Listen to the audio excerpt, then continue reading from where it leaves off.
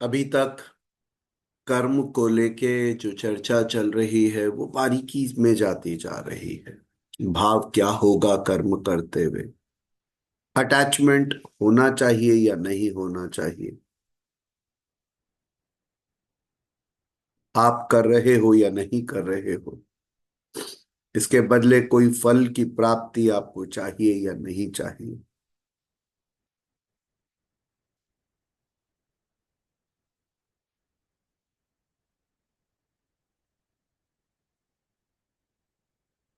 यही सब डिस्कशंस एक ज्ञानी व्यक्ति को कैसा आचरण रखना चाहिए, किस तरह जो साधक हैं उनको लगाए रखना चाहिए।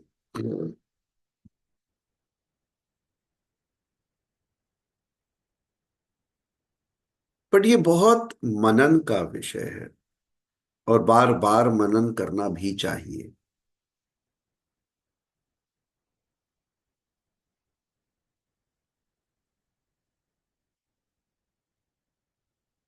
ज्ञानी व्यक्ति के लिए कैसा आचरण हो, हर के लिए इंस्ट्रक्शंस हैं। जो 27वां श्लोक है, प्रकृते क्रियामाणानि गुणैः कर्माणि सर्वशः अहंकार विमूढ़ात्मा कर्ताहमिति मन्यते। शुरू से ही ये समझना जरूरी है कि कर्म प्रकृति के गुणों द्वारा किए जाते हैं।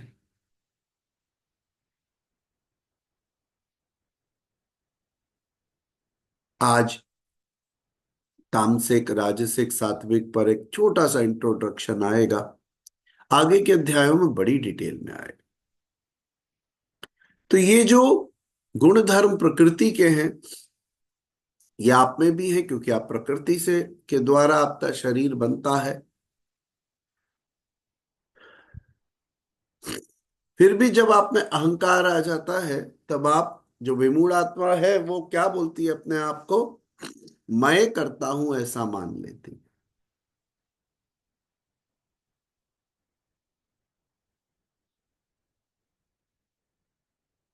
तत्ववितु महाबाहु गुण कर्म विभागयोः गुणा गुणेषु वर्तन्ति इति मत्व न सज्जते। गुण और कर्म के विभाग को तत्ववित कह रहे हैं। गुण और विभाग, गुण और कर्म, आपके गुणों से ही कहीं ना कहीं वो कर्म होंगे। आप जैसे हैं, तामसिक, राजसिक, सात्विक, 3 गुण हैं और ये सभी में होते हैं। लेकिन कोई गुण प्रधान होता है जिसकी जिसमें आप नॉर्मली स्टेट में रहते हैं।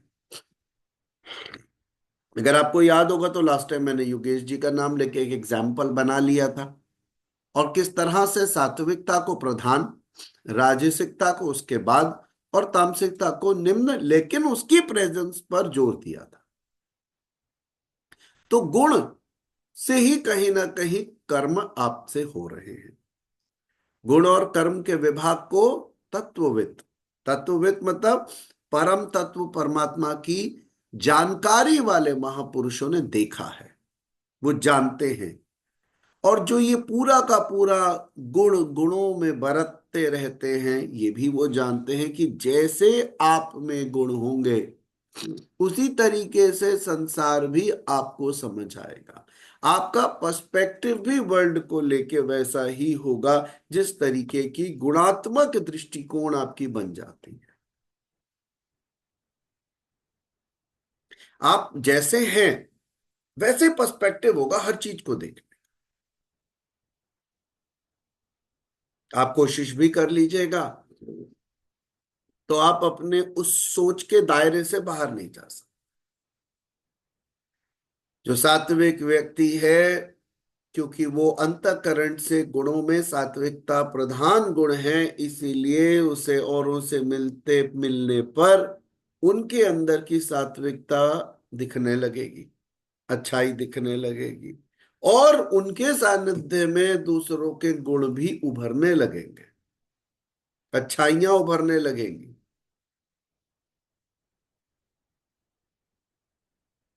गुण ही गुणों को बरतते हैं।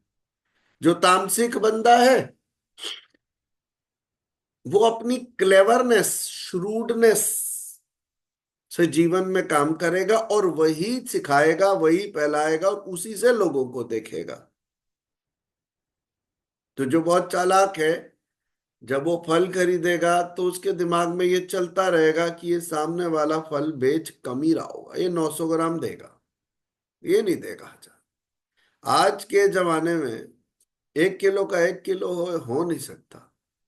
फिर वो उसके वजन को हाथ में लेके देखेगा कि भाई तेरा बट्टा ठीक है।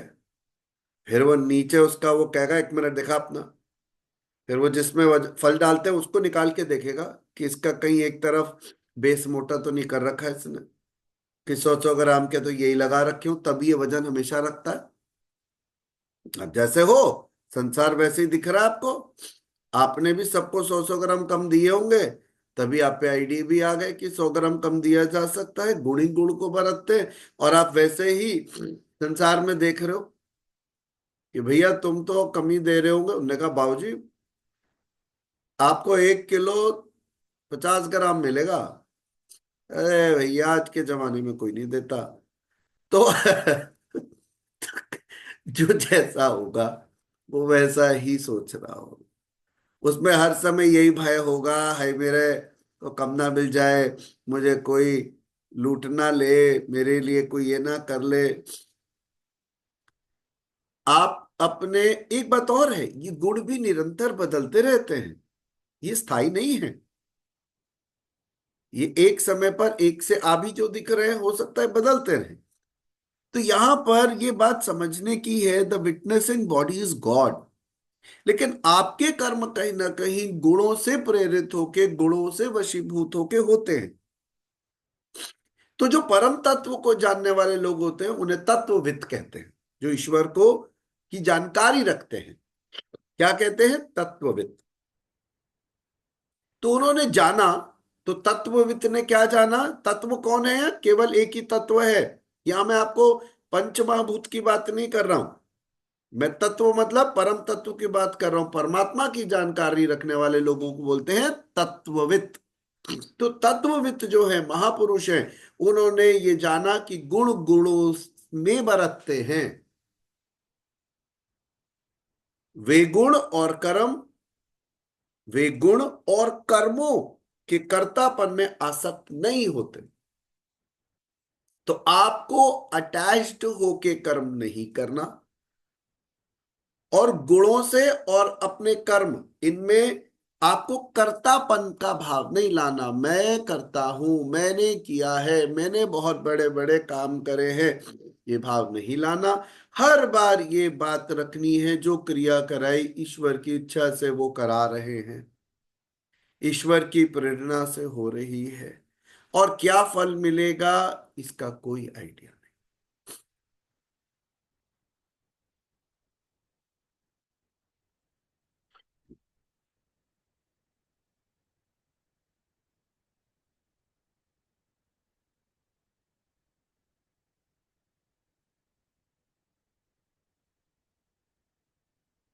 सच भी ये है कि कर्म करने की प्रेरणा ईश्वर है। हर बार जब अंदर से आत्मंथन के अंदर जितने भी मेंटर्स हैं, अलग अलग क्लासेस लेते हैं, ईश्वर की तरफ से कहीं एक प्रेरणा होती है कि ये कर्म होना चाहिए। कोई एक ट्रेनिंग अनाउंस हुई, माइंड ट्रेनिंग हुई, पॉजिटिव थिंकिंग हुई, मेडिटेशन हुई, हेल्दी रिलेशन हुई, कोई भी प्रेरणा भी ईश्वर की तरफ से होती है। जो कर रहे हो तो उन्हें पता नहीं होता कि 1 महीने बाद वो कहाँ शेड्यूल्ड होंगे और क्या होने वाला है। बट ऐसा लगता है जैसे ईश्वर का आदेश है, और आप उसे शुरू करते हो। बता दिया जाता है, अनाउंस कर देते हैं कि साहब ये ट्रेनिंग ऑन होने वाली है। एक वॉलंटियर ग्रुप है, उस पर भेज दिया जाता है, वो लोग अपने स्टेटस पे डाल देते हैं, और हमें नहीं पता कि इस कर्म का फल क्या निकलेगा। कोई पेड प्रमोशंस नहीं, कोई एफर्ट्स ऐसे नहीं किए जाते कि आप कुछ एक्स्ट्रा ऑर्डिनरी एफर्ट कर रहे हो। और जब आप रजिस्ट्रेशन फॉर्म खोलते हो तो आप आश्चर्यचकित हो जाते हो उन फलों को देख के कि देश का कौन कौन से ऐसे शहर थे जिनका हमने कभी नाम नहीं सुना, ऐसे लोगों ने रजिस्टर किया। आपका कर्म और उसका फल का कोई प्रपोर्शन आप जज करने की कोशिश में। ईश्वर की इच्छा से वो प्रेरणा देते हैं, ईश्वर की इच्छा से ये कर्म प्लान होता है,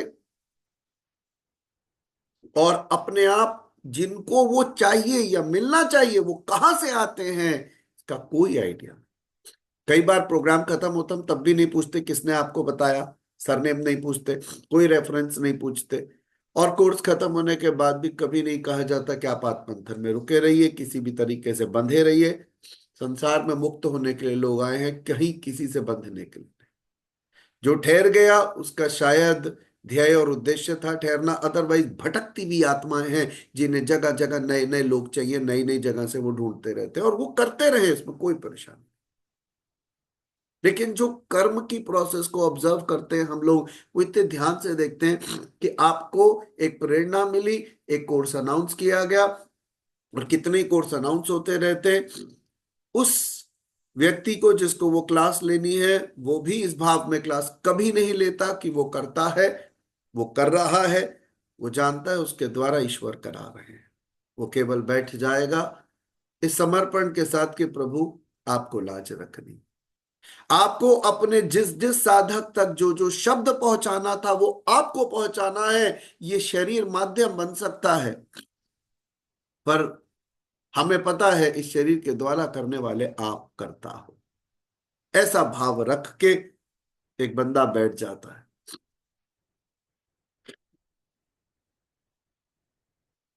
तो जो आप कर्म कर रहे हो,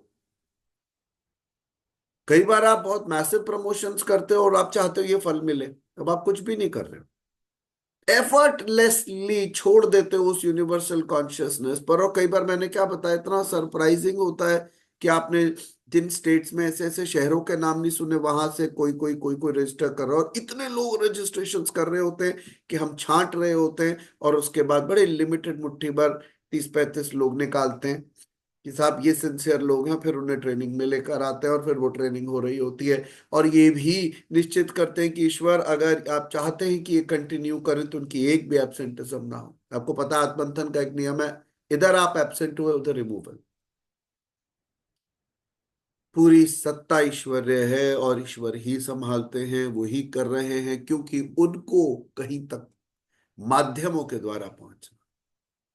तारीफ अभी भी और पहले भी ईश्वर की ही थी, तब भी उनकी इच्छा और प्रेरणा से हो रहा था, और करने वाले भी वही थे।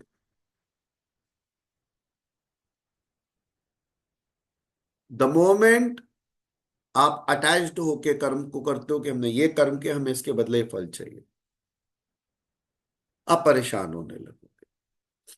आप बहुत इच्छाओं से करोगे तो आप परेशान होने लगोगे, मैं कर रहा हूं इस भाव से करोगे तो आप परेशान होगे। Leave it to the.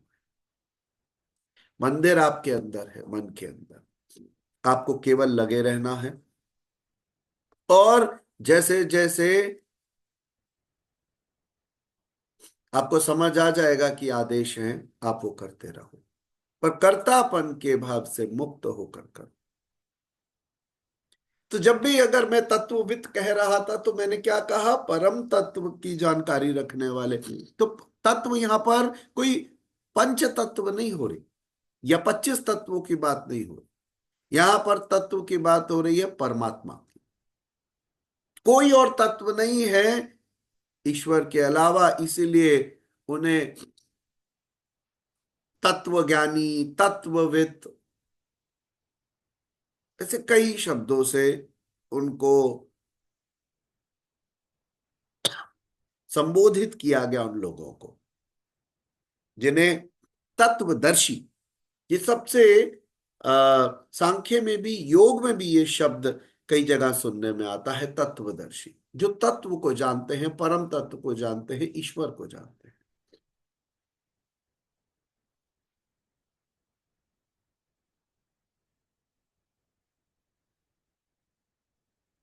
गुणों को पार करके परम तत्व परमात्मा में जो भी ज्ञानी पुरुष स्थित होते हैं, उन्होंने गुणों को विभाजित किया और ये समझाया कि जो तामसिक गुण है वो क्या काम कराते हैं। वो आप में आलस्य दे देते हैं भरपूर मात्रा में। अगर आपका काम करने का दिल नहीं करता तो आप निश्चित तौर पर तामसिक प्रवृत्ति प्रधान है।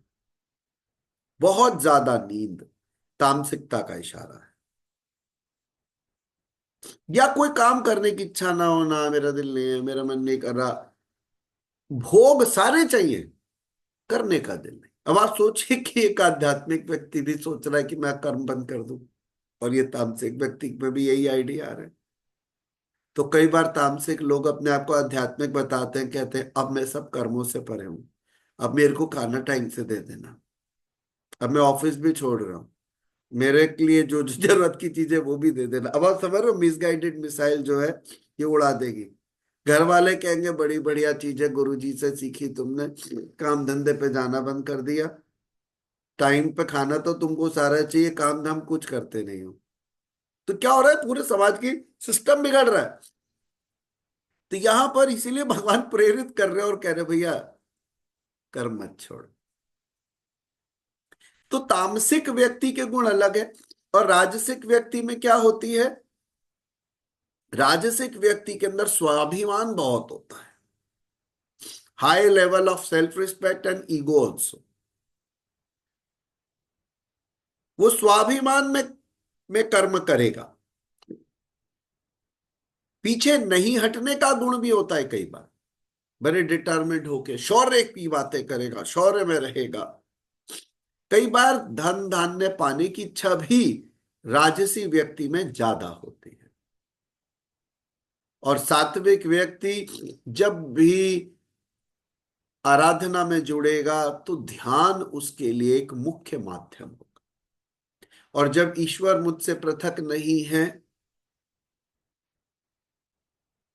तो ध्यान तो मुख्य मार्ग है ही।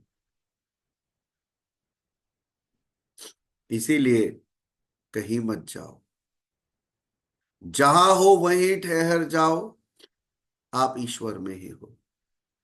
आपकी इच्छा है बहुत दिन से घूमने नहीं गए, रिलीजियस टूरिज्म चाहिए, तो जगह जगह जाया जा सकता है, कोई बुराई नहीं।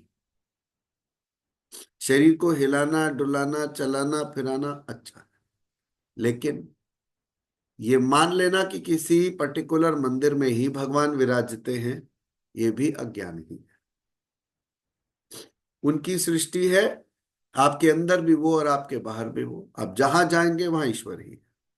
लेकिन आपके लिए जो कनेक्शन पॉइंट है वो आपका अपना हृदय है, आपका अपना अंतःकरण है, जहां पे ईश्वर बसते हैं। तो कहीं नहीं जाएंगे तो भी ठीक, जाएंगे तो वहां जाके भी कनेक्शन स्टार्ट पॉइंट यही होगा। विदाउट योर भाव you can not connect with चैतन्य।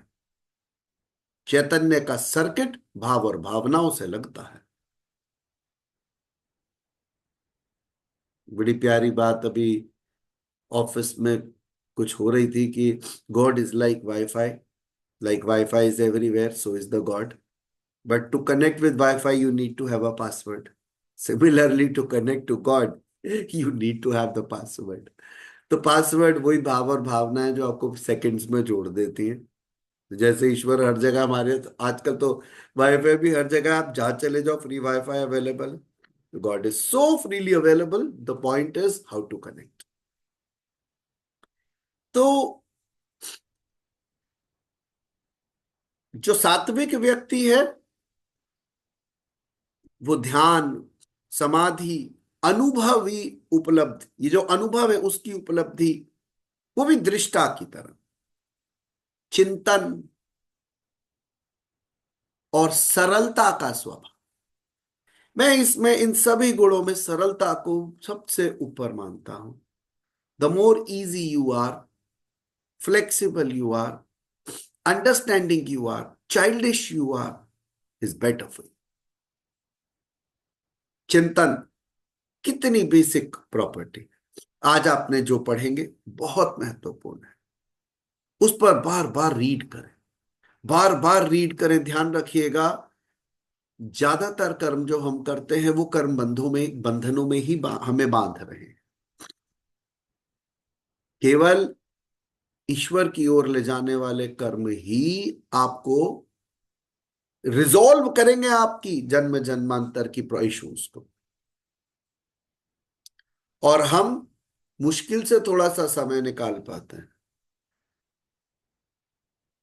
कई बार एक शब्द भी जीवन को परिवर्तित कर देता। निश्चित तौर पर इन सेशन में कई वाक्य हैं जिनका इंतजार, जिनकी क्लैरिटी कई जन्मों से होगी, कई जन्मों से होगी। जो डाउट्स अंदर रह जाते हैं, बस मनन करना है, ठहरना है, विचार करना है। तो ये जो चिंतन है, ध्यान है, ये बहुत इंपॉर्टेंट है एक सात्विक व्यक्ति के अंदर। ये भी जानना जरूरी है कि गुण परिवर्तनशील होते हैं, दे आर नॉट स्टेबल। अगर कोई तामसिक वातावरण में तामसिक प्रवृत्ति प्रधान लेकर जन्म लेता है, इसका यह अर्थ नहीं है कि वही तमस के साथ उसकी मृत्यु होगी। परिवर्तन आ सकता है, निरंतर बदलाव आ रहे हैं और बदलाव आ सकते हैं। प्रत्यक्षदर्शी जो ज्ञानी व्यक्ति है वह देख पाता है कि किस तरीके से गुण आपके कर्म करा रहे हैं और किस तरीके से ये नीचे और ऊपर आते जाते हैं, बदलाव आता है। गुण अपना काम खुद करा लेते हैं। जिसमें तामसिक गुण प्रधान है उसको ये आइडिया आ जाते हैं किस तरीके से बैंक अकाउंट से पैसे निकालें, किस तरह से उल्लू बनाया जाए। वो सब आइडियाज के साथ बॉर्न होते हैं, क्लेवरनेस उनमें अपने आप होती है। और हमेशा से तामसिक राजसिक सात्विक गुण होते रहे हैं और होते रहेंगे। बस अलग अलग समय पर प्रधानता बदल जाती है। और कुछ व्यक्ति के अंदर किसी भी एरा में सात्विकता ही होती है। तो गुण अपना काम करा लेते हैं। तो इसीलिए एक शब्द आता है, गुण गुणों में बरतते हैं।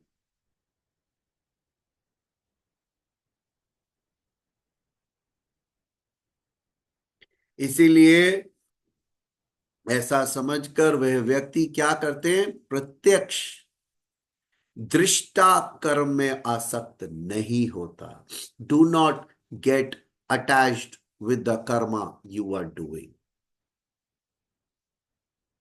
Think, maybe I have been destined to do it. Maybe the Lord wants me to do it. Maybe this is just a body for action, and the body is doing it, but my Lord is the witnessing body who wants me to do it. तो आप जो कर्म कर रहे हैं ईश्वर के चरणों में रख दीजिए और बस अपने कर्म को बहुत आस्था के साथ निरंतर करते रहिए। ना कामनाओं में फंसिए, क्योंकि कामनाओं की आगे भी वो बात करेंगे कि फंसा देंगी और यही कामनाएं क्रोध की तरफ लेकर आएंगे। आप जितनी कामनाएं बढ़ाते जाएंगे उतना ही परेशानियों में फंसते जाएंगे।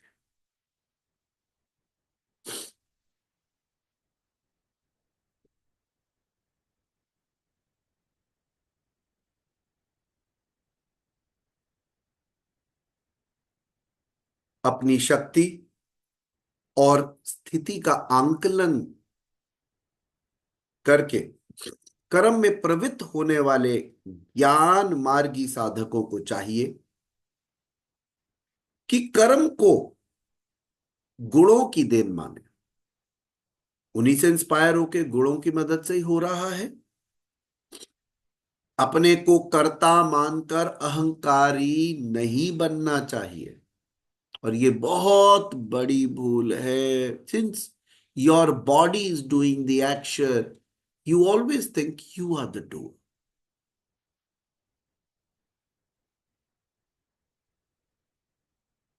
और किसी भी तरह अटैच्ड ना हो, आसक्त ना हो। बल्कि क्या करना चाहिए? निष्काम कर्म योगी जो व्यक्ति है उसको कर्म और गुणों के विश्लेषण में समय देने की कोई जरूरत नहीं। No need for analysation, no need to analyse कि कर्म और गुणों से मेरा किस तरह से क्या हो रहा और मुझ में कौन से गुण है। ये आपको सिंपल बात बता रहा हूं, ये निष्काम कर्म योगी के लिए है।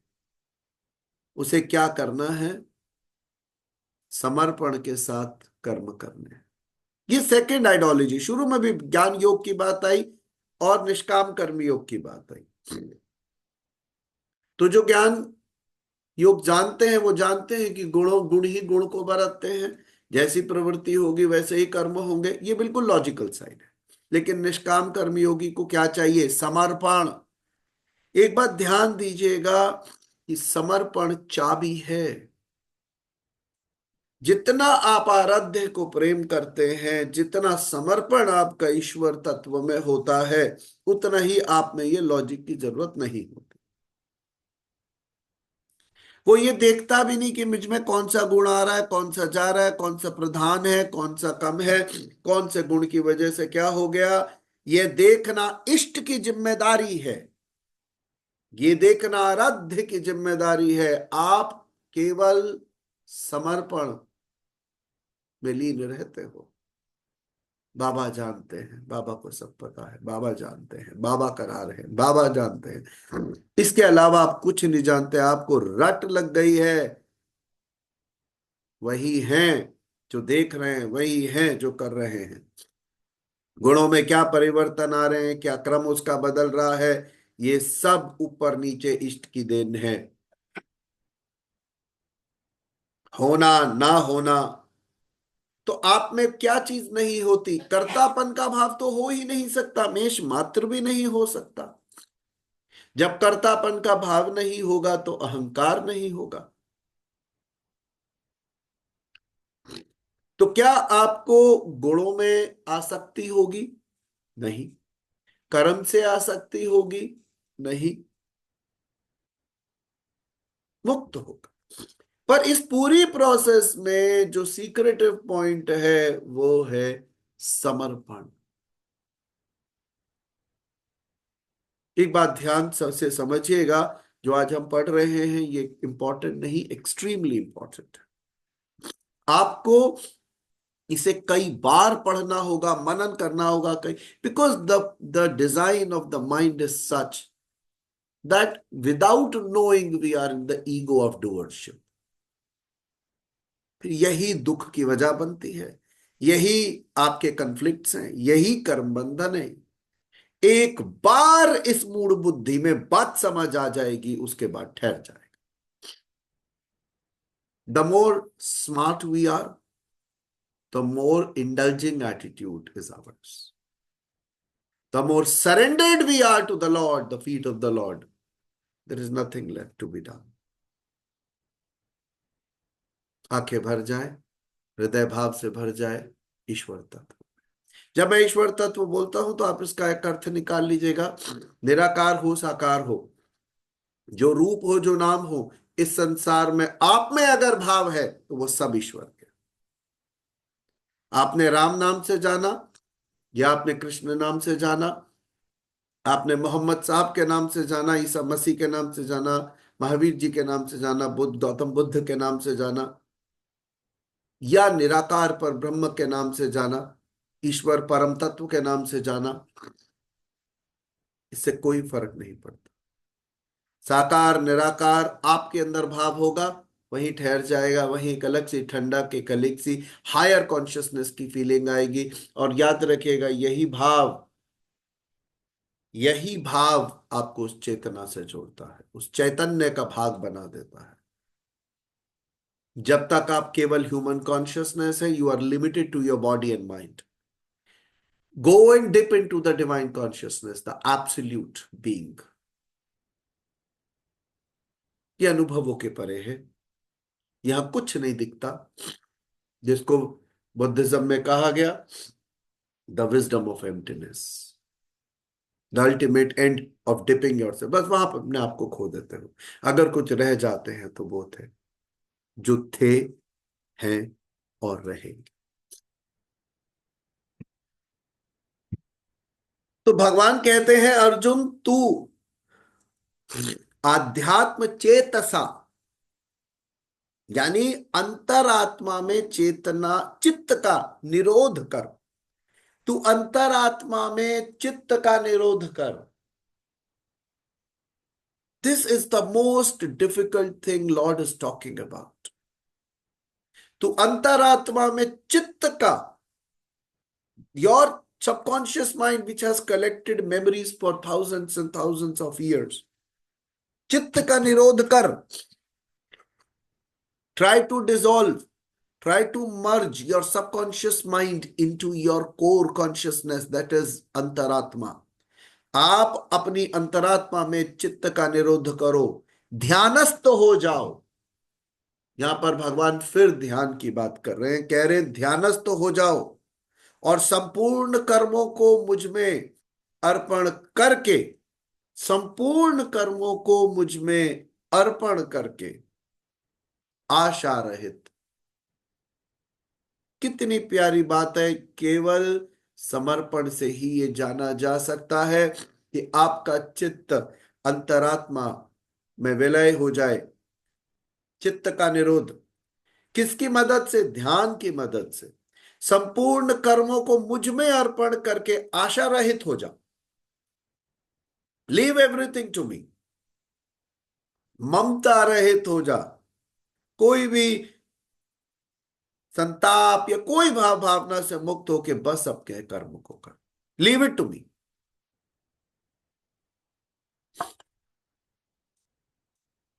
जब चित्त ध्यान में स्थित है और इतनी सी भी आप में आशा नहीं है, जब आपका चित्त गहरे ध्यान में स्थित है, इतनी सी भी आशा नहीं है, कोई मोह नहीं है, असफलता का डर नहीं है, तो फिर आपको कर्म करने से क्या परेशान? लोग कोई भी कर्म को इतना इवैल्यूएट करते हैं और ओवर इवैल्यूएट करते हैं कि वो करते समय भी बहुत अटैच्ड होते हैं और करने के बाद भी उसके बारे में मनन करते रहे।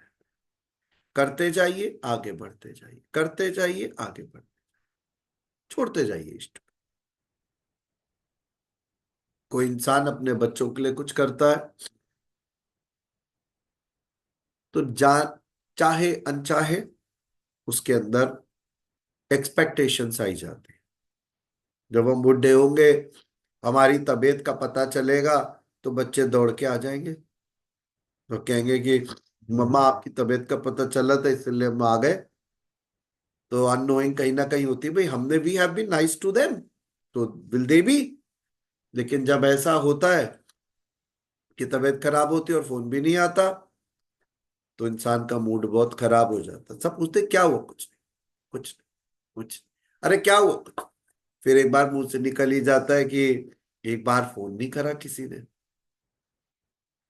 तो आप जो कर्म करते हो आशा रहित होके, आपका जो कर्तव्य था, ईश्वर माँ बाप को चाहता है कि वो इस बीज को बोए, पौधे को उगता देखें, उसे वृक्ष बनने दें और माली बनकर रहे, मालिक नहीं। जब आप आशा रहित रहते हो तो आपके अंदर वैसे भी कोई इच्छा नहीं होती कि आपको कोई पूछेगा, आपको कोई आके कुछ करेगा, क्योंकि आपने किसी के लिए कुछ करा। व्यवहार और व्यापार अध्यात्म नहीं होता। व्यवहार और व्यापार अध्यात्म नहीं होता। व्यवहार जगत में जो होता है वो अध्यात्म नहीं, और व्यापार जगत में जो होता है वो भी अध्यात्म नहीं। अध्यात्म होता है निष्पक्ष होके कर्म को करना, ना मोह में आके, ना आशा में, ना कामनाओं में, ना फल की इच्छा। यू नो, आराध्य को आप जानते हो और केवल आप अपना कर्म कर रहे हैं।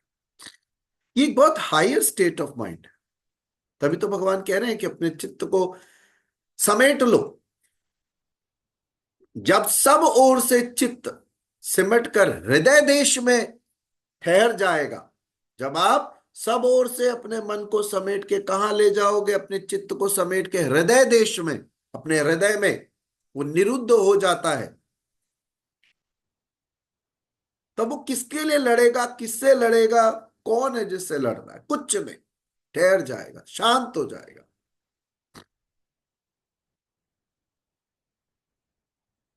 एक्चुअल में जब आप ध्यान में प्रवेश करेंगे तब आपके युद्ध का सही स्वरूप खड़ा होता है।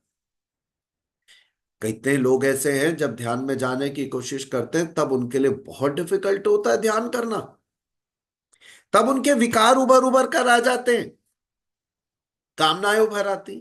तो भैया ये क्या चक्कर में ध्यान व्यान में पड़ रहे हो, अभी किचन के काम बाकी है, अरे वो चीजें बाकी है, अरे ये काम बाकी है, वो भी तो करना था, ये भी तो पाना था, सब्जी भी लानी थी, अब पेमेंट्स आनी थी।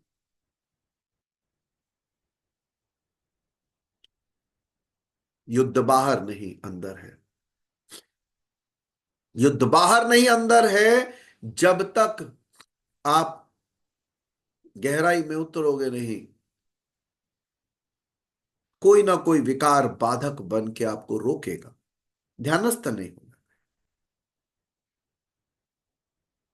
काम, क्रोध, राग, द्वेष, आशा, तृष्णा, ये सब कोई ना कोई बाधा बन जाएंगी और युद्ध चलता रहेगा। तो इतना आसान नहीं है ध्यानस्थ तो होना भी।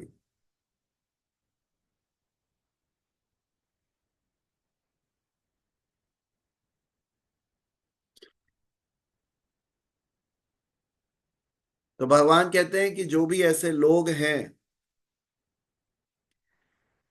जो मेरे इस मत के अनुसार नहीं बरतते,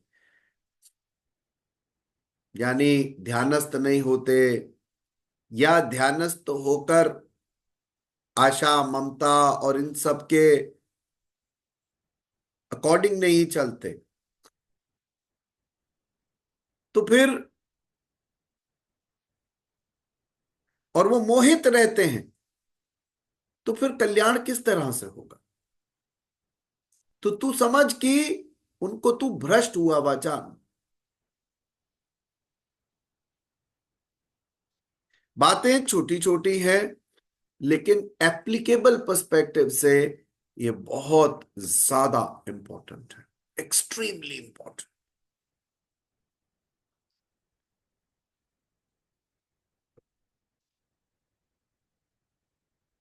कुछ और श्लोकों को सुनते हैं, फिर समझने का भी प्रयास करेंगे।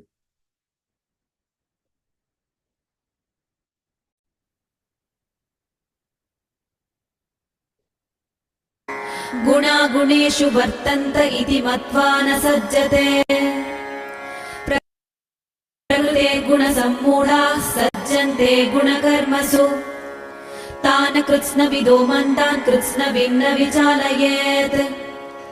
मयि सर्वाणि कर्माणि सन्न्यस्याध्यात्मचेतसा, निराशीर्निर्ममो भूत्वा युध्यस्व विगतज्वरः। ये मे मतमिदं नित्यमनुतिष्ठन्ति मानवाः, श्रद्धावन्तो न सूयन्तो मुच्यन्ते तेऽपि कर्मभिः।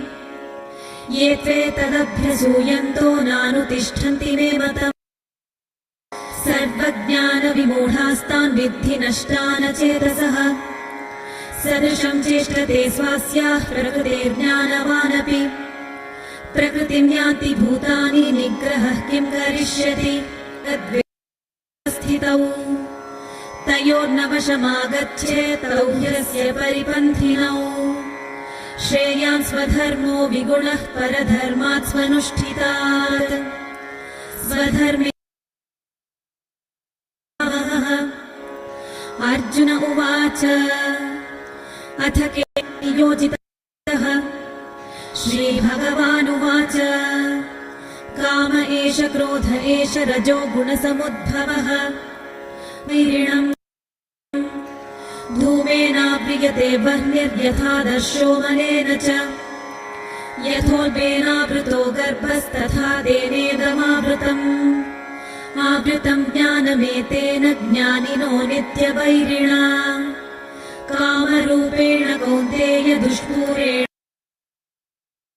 मनो बुद्धिर्नस्याधिष्ठानमुच्यते एतैर्यम् तस्मात् त्वमिन्द्रियाण्यादौ नियम्य भरतर्षभ पाप्मानं प्रजहिह्येनं ज्ञानविज्ञाननाशनम् मनसस्तु परा बुद्धिर्यो बुद्धेः परतस्तु सः एवं बुद्धेः परं बुद्ध्वा संस्तभ्यात्मानमात्मना जहि शत्रुं महाबाहो ॐ तत्सदिति श्रीमद्भगवद्गीतासु उपनिषत्सु ब्रह्मविद्यायां योगशास्त्रे कर्मयोगो नाम तृतीयोऽध्यायः।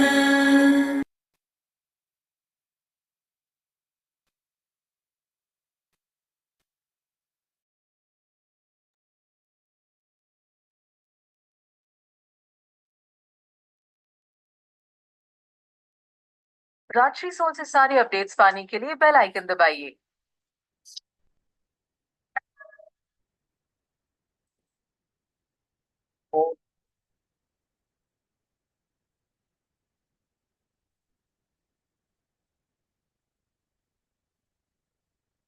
थोड़ा सा इंटरनेट का कुछ इशू है, थोड़ा चीजें स्लो चल रही हैं, बट आई होप मेरी आवाज आ रही है, सुन पा रहे हैं? ठीक।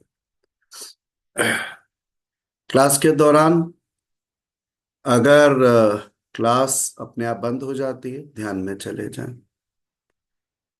वाणी सुनाई देती है तो उनकी इच्छा, नहीं सुनाई देती है तो भी वही बोलेंगे, वो माध्यम अपने आप अरेंज करेंगे।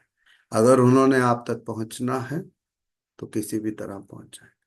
Internet is no hassle, there is no hassle anything. ना हमारा अस्वास्थ्य कोई एक लिमिटेशन हो सकती है, कोई लिमिटेशन नहीं है if it has to happen. जो अभी भी हो रहा है वो भी वही कर रहे हैं और उनकी इच्छा से हो रहा है।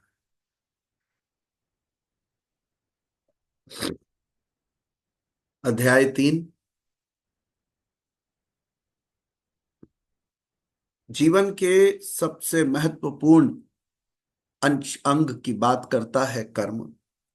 इंद्रिया और इंद्रियों के भोगों में राग द्वेष स्थित है। Sensory perception and sensory objects. आपके पास बाहर वो चीजें हैं जो ध्यान खींचती हैं, और साथ ही साथ ऐसे आप लोगों को ध्यान होगा कि अवेकनिंग विजडम में सबसे पहले प्रत्याहार शुरू करते हैं। किस पर काम करते हैं? पंच ज्ञानेंद्रियों पर, आंखों पे, कान पे, नाक पे। याद आ रहा है शोमिया तमसाइन? पहला चरण, पहला स्टेप है प्रत्याहार। अवेकनिंग विजडम तैयारी करता है आपको धीरे धीरे आध्यात्मिक स्तर पर समझने और समझाने की कि इंद्रियां जो हैं और इंद्रियों के भोग, सेंसरी परसेप्शन और सेंसरी ऑब्जेक्ट्स, या आप किस चीज में ले जाते हैं? आपको राग और द्वेष में स्थित कर देते हैं। हमें इनके वश में नहीं होना चाहिए।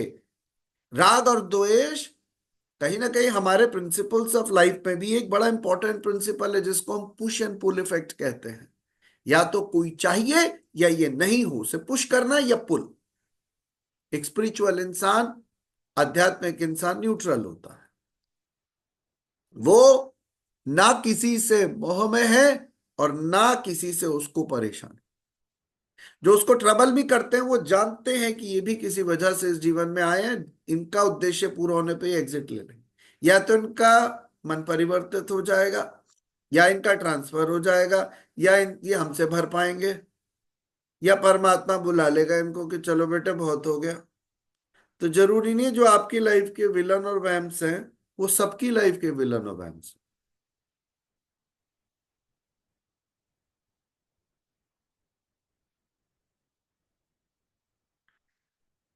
तो राग और द्वेष से आपको मुक्त होना है, इन दोनों के वश में नहीं होना चाहिए, क्योंकि इस कल्याण मार्ग में कर्मों से छूट जाने वाली प्रणाली में राग द्वेष सबसे बड़े शत्रु हैं।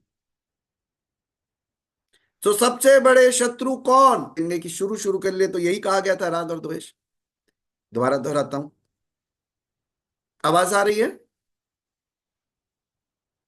सबसे बड़े शत्रु कौन? राग और द्वेष। ये शत्रु कहां बैठे हैं? अंतःकरण। लोग अपने गुणों के अनुसार ही बरतेंगे, जिसका जैसा जो व्यवहार है। आपको न राग पैदा करना है न द्वेष, क्या करना है? न्यूट्रलिटी। Get neutral. अगर आपको कोई बांधने का प्रयास कर रहा और बहुत मोह कर रहा है, तो भी आपको मोह में नहीं पड़ना। आप अपने दुश्मन से लड़ रहे हो, बाहर किसी से नहीं लड़ रहे। लोग आपको जब मोह दिखाते हैं, वो अपने गुणों से गुणों को बरतते हैं।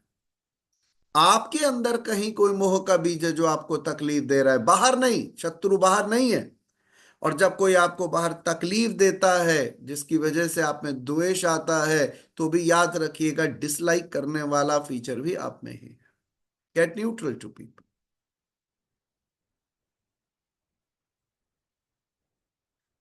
ये कहता कहता मैं रुक गया कि लोगों को एक आंख से देखे पर समानता की दृष्टि से तो देखा ही जा सकता है।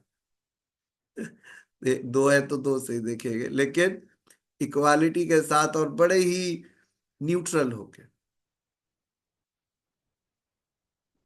ये बड़ा मुश्किल काम है, लेकिन भगवान जितने होमवर्क दे रहे हैं सब डिफिकल्ट दे रहे हैं, और कह रहे हैं पहले अनलर्न करो। तुम जैसे पैदा हुए हो, वो फर्मा ही तुम्हारा ठीक नहीं है। ये समझो, ये समझो, ये समझो। तो सारा कार्य मनन चिंतन का है। लेकिन ईश्वर स्वयं, मैं मानता हूं कि जो सबसे बड़े गुरु इस संसार में एग्जिस्ट करते हैं वो परमात्मा है। वो खुद सिखा रहे हैं। कितना कितना प्यारा जीवन लाए हैं। ईश्वर खुद आए हैं सिखाने के लिए, और वो खुद बैठ के, मैं अपनी बात नहीं कर रहा हूं, मैं ईश्वर को इस समय विजुअलाइज कर रहा हूं कि मेरे परमात्मा सामने बैठे हैं। वाणी किसी भी व्यक्ति की हो, फर्क नहीं पड़ता, वो बैठ के सिखा रहे हैं। क्योंकि भागवत गीता भगवान का अपना, उनकी वाणी है। कहते हैं बड़े अच्छे हमने कर्म किए होते हैं, तब हमारे कानों में ज्ञान और वाणी ऐसी प्राप्त होती है। और अच्छा जब समर्पण होता है तो एक एक शब्द उतरता है, हम उस पर मनन चिंतन करते हैं, और अंतःकरण शुद्ध होता जाता है, विकार मुक्त होता जाता है। ध्यान रखिएगा, अगर आप लंबे प्रोसेस से नहीं चल सकते, इतना ज्ञान आपको समझ नहीं आ रहा, तो एक काम करिए, समर्पण ले आइए। इष्ट पे समर्पण कीजिए। ईश्वर, आपको तो सब पता है ना, यू आर इन साइट। मेष मात्र भी ये अज्ञान आप में नहीं है। ईश्वर आपके अंदर विराजते हैं। Leave it to the God. समर्पण बढ़ाइए। तो सबसे बड़े शत्रु हमारे अपने राग और द्वेष हैं, और ये दोनों शत्रु हमेशा इन भोगों में फंसाए रखेंगे, लोगों को जज करते रहेंगे। तो युद्ध कहीं किसी से बाहर नहीं है, युद्ध अंतःकरण का है। शुरू में भी बात आई थी कि शरीर ही क्षेत्र है। कुरुक्षेत्र मतलब करो। कुरु मीन्स करो।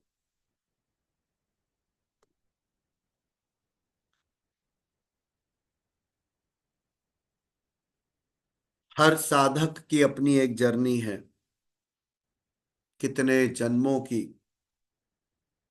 आप सब भी निश्चित तौर पर कई जन्मों में साधनाएं कर कर आए हैं, नहीं तो ये सुनने की भी पात्रता शायद ना होती। एक बार फिर दोहराता हूं कि अलग अलग साधक की अपनी जर्नी रही है। आप भी कई जन्मों में साधनाएं करके आए हैं, तभी टिके बैठे हैं कि नहीं ईश्वर, ऐसा नहीं क्या भगवत गीता हमने पहले नहीं पढ़ी, पर इस बार पिछली बार से और ज्यादा क्लियर होना है। इस बार उस ज्ञान को जीवन में और ज्यादा उतारना है। इस बार आपके अंदर ठहर जाना है कि अब ध्यानस्थ रहें, केवल ध्यानस्थ रहें।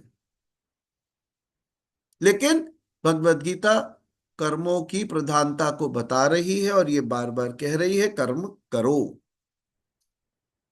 आप बच नहीं सकते, आपको बचना भी नहीं है। No way out. दूसरा, एक साधक को दूसरे की हिरस नहीं करनी चाहिए। किसी की 10 वर्ष की साधना है, किसी ने अभी शुरू करी है, तो लोग अक्सर जब डिस्कस करते हैं अपने स्पिरिचुअल एक्सपीरियंसेस तो कंपेयर करने लगते हैं। तो नकल नहीं करनी चाहिए, नकल उनकी सारी प्रोसेस को नष्ट कर देगी।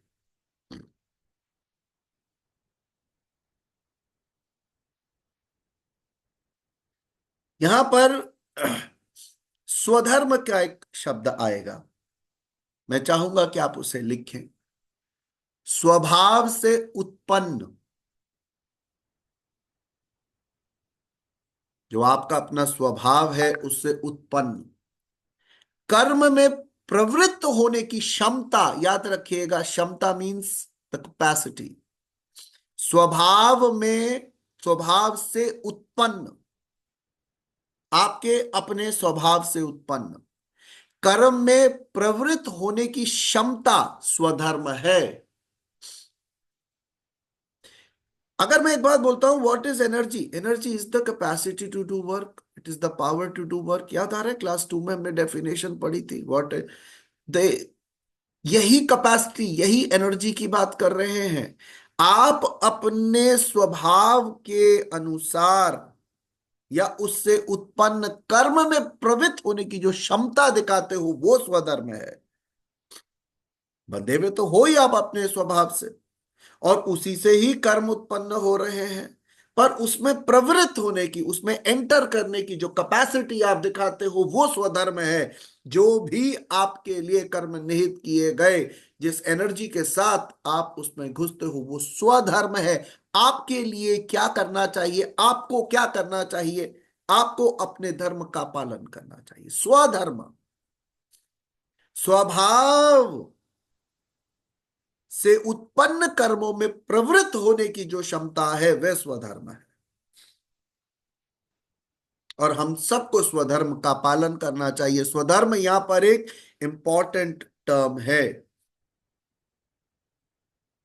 अपनी क्षमता के अनुसार कर्म में प्रवृत्त होने से साधक एक ना एक दिन पार पा ही जाता है।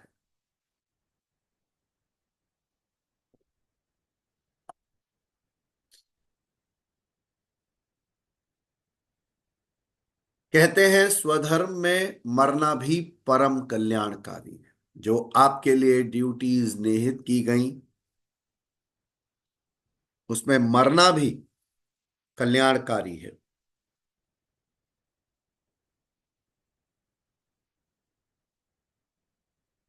आत्मा नहीं मरती है, शरीर को वस्त्र की तरह बदलती है, बुद्धि में विचार बदलते हैं। तो कई चीजें परिवर्तनशील हैं, लेकिन जो परिवर्तनशील नहीं है वो है आपकी आत्मा।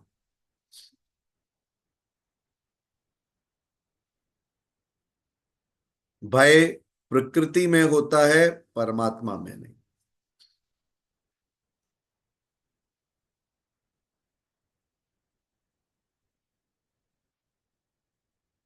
भगवान कहते हैं कि रजोगुण से उत्पन्न, हमने 3 गुण की बात करी, तमोगुण, सतोगुण, रजोगुण।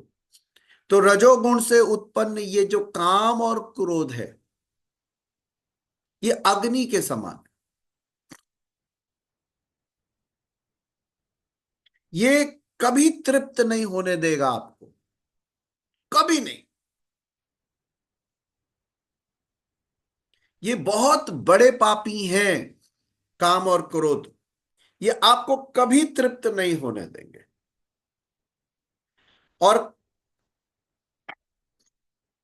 काम क्रोध राग द्वेष के ही पूरक हैं।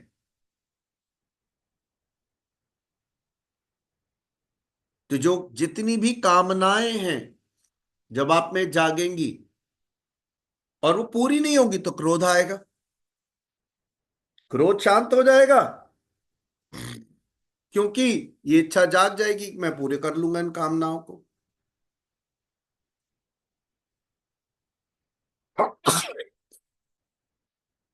तो ये राग द्वेष के ही पूरक है, काम और क्रोध।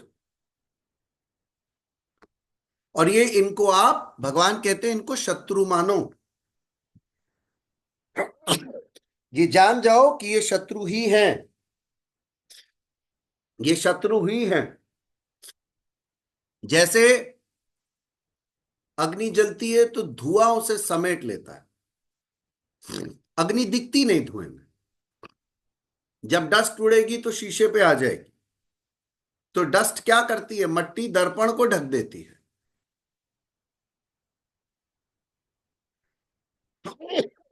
धुआं अग्नि को ढक देता है, और गर्भ गर्भाशय में ढक जाता है। जेर वो पतली सी झिर्री होती है जिसमें गर्भ ढक जाता है। ठीक वैसे ही काम क्रोध जैसे जो विकार हैं, वो आपके ज्ञान को ढक देते हैं।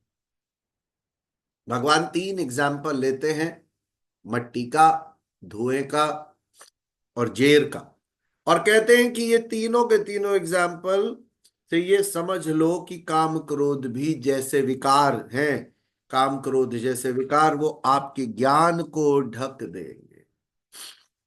आप बहुत ज्ञानी व्यक्ति हो सकते हो, लेकिन अगर आप में कामनाएं हैं, आप में क्रोध है, तो वो सारा ज्ञान धरा का धरा रह सकता है या रह जाएगा। इन विकारों की, जो कि आपके शत्रु हैं, जो आपके अंदर है, उसको लेके सजगता रहे,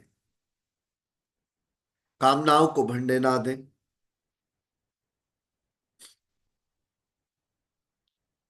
क्रोध को प्रोत्साहित ना होने दें, सजग रहे। अगर आपका एंगर अनवांटेडली प्रोग्रेस कर रहा है तो आपके समर्पण में भी कमी है, ध्यान में कमी है, प्रयत्नों में कमी है।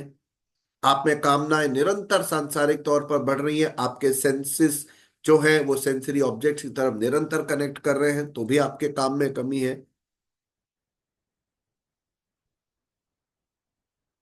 तो ये विकार जो है ये परमात्मा का प्रत्यक्ष ज्ञान नहीं होने देते। एक बार दोहराता हूं, ये जो विकार है, चाहे वो काम क्रोध हो या राग द्वेष, समझ लीजिए पूरक है, वो ईश्वर का प्रत्यक्ष ज्ञान नहीं होने देते। You are always away from God, always away from God. तो अग्नि के समान जो भोगों में नहीं तृप्त होने वाले हैं। सर एक चीज पूछ रही थी, अभी आपने बताया था कि धुआं अग्नि को ढक देता है, मिट्टी दर्पण को ढक देती है, और तीसरी चीज आपने क्या बताई थी सर? जेर, जिस तरीके से बच्चा गर्भ में होता है और गर्भाशय उसे अच्छा, ढक, जेर। Okay okay. जेर। अच्छा। तो बच्चा गर्भ में होता है, वो झिर्री होती है जेर, जी। जिसमें वो बच्चा जैसे रहता है जैसे ना। वो बिल्ली की जेर होती है ना सर, वैसे ही तो ना? वो जिस तरीके से गर्भाशय में गर्भ छुपा हम्म। रहता है, उसी हम्म। तरीके से विकार भी हमारे ज्ञान को ढक देते हैं। ये विकार बाधा है। ये विकार जब तक हम में बड़े प्रबल तौर पर बने रहेंगे, ईश्वर का प्रत्यक्ष ज्ञान नहीं होने देंगे। ये अपने आप में फंसा के रखेंगे, इतना इन्वॉल्व करके रखेंगे कि आप बाहर आ ही नहीं पाओगे। याद रखिएगा, spirituality is not a part time job, it is your attitude. काम सामान्य होते हैं, भाव असामान्य। रसोई में काम करने से लेके ऑफिस में काम करने तक काम सामान्य होते हैं, भाव असामान्य होते हैं।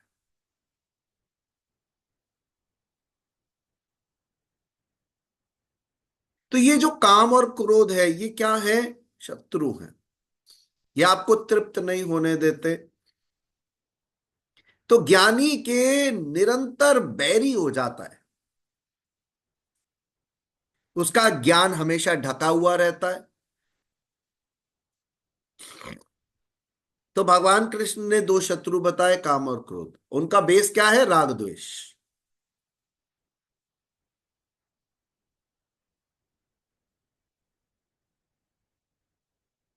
और इसमें काम जो है वो बहुत बेसिक है, क्योंकि कामनाएं जो हैं वो आपके अंतर मन में आती हैं। मुझे ये चाहिए, मुझे वो चाहिए। मैंने जैसे पहले भी कहा कि जब पूरी नहीं होती तो क्रोध आ जाता है, क्रोध समाप्त हो जाता है, फिर कामना जाग जाती है। तो ये खत्म नहीं होती। ये आपके अंदर, ये जो दुश्मन है, शत्रु है, ये अंदर ही निवास करता है। इंद्रियां, मन और बुद्धि इसके वास स्थान है, जहां ये रहती है। इंद्रियां, मन और बुद्धि इसके वास स्थान है कामना के। यह काम यानी कामना इन मन बुद्धि इंद्रियों के द्वारा ही ज्ञान को ढक देती है और जीवात्मा को मोह में डाले रखती है। मैं चाहता हूं ये वाक्य को एक बार दोबारा हम समझें कि आपके अंदर की कामनाएं आपको निरंतर संसार से जोड़े रखेंगी, ईश्वर से दूर रखेंगी।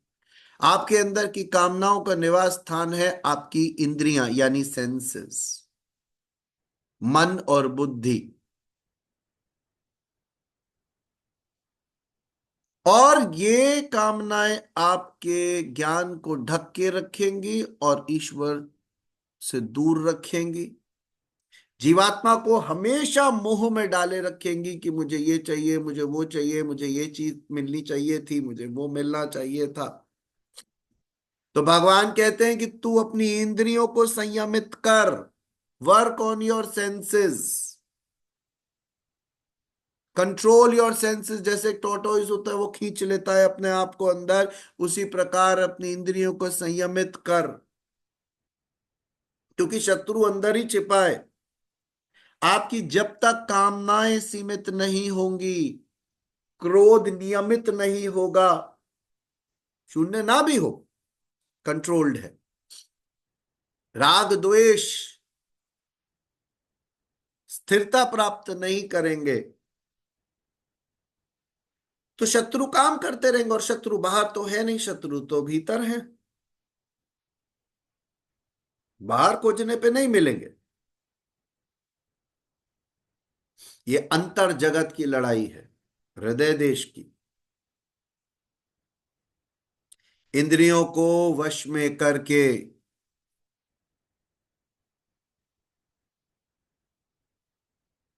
आप काम कर सकते हैं। एक्चुअली इंद्रियों को क्या काम करते हैं? इंद्रिय भी माध्यम है, पांच घोड़ों के समान, मन बुद्धि पर काम करते हैं।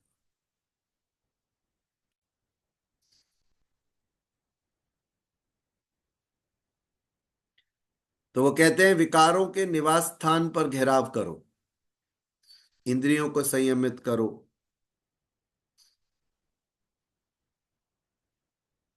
पर ये बहुत कठिन है, ये बहुत कठिन है। बट एक एक छोटा छोटा स्टेप आपको धीरे धीरे धीरे धीरे रियलाइज कराएगा। You are becoming lighter, you are becoming lighter. Your life, सरलता बढ़ जाएगी, इजीनेस बढ़ जाएगी लाइफ में, हल्का होने लगेगी चीज, आप ढीला छोड़ोगे इस संसार को।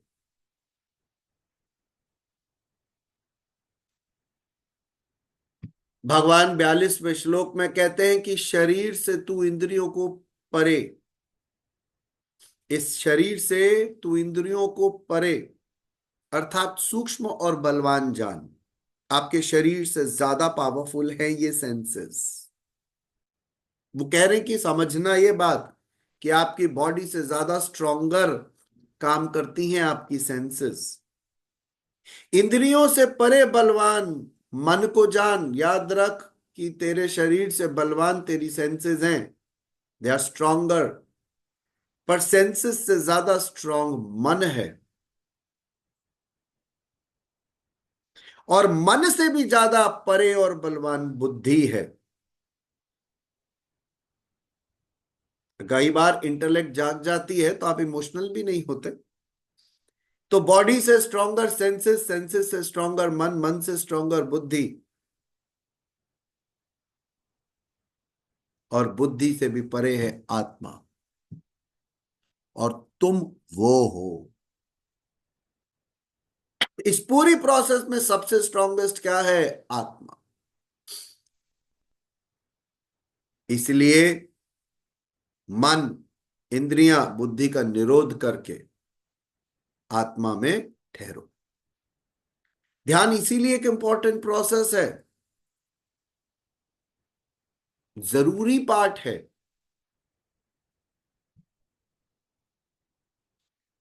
भगवान कहते हैं कि इसीलिए सबके लिए जरूरी है कि वो बुद्धि के परे, क्योंकि बुद्धि तक वो समझ पाते हैं, बुद्धि तक वो जान पाते हैं।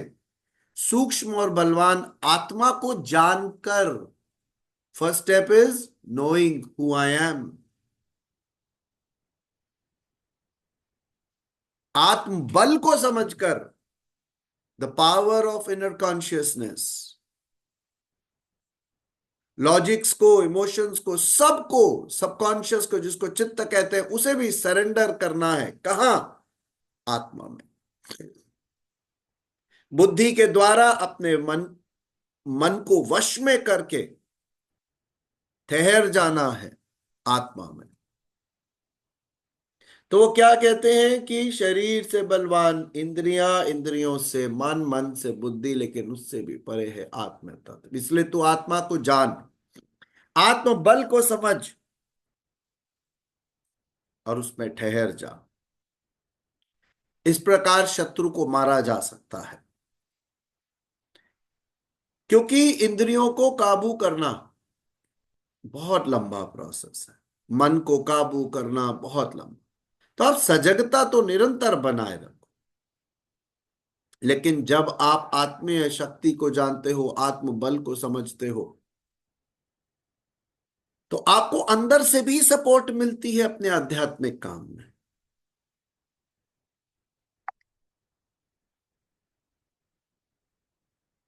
इंद्रियों से, मन से, बुद्धि से आत्मा को समझने का प्रयास मत करना। आत्मा कॉन्शियसनेस है, बियॉन्ड द सेंसरी परसेप्शंस है।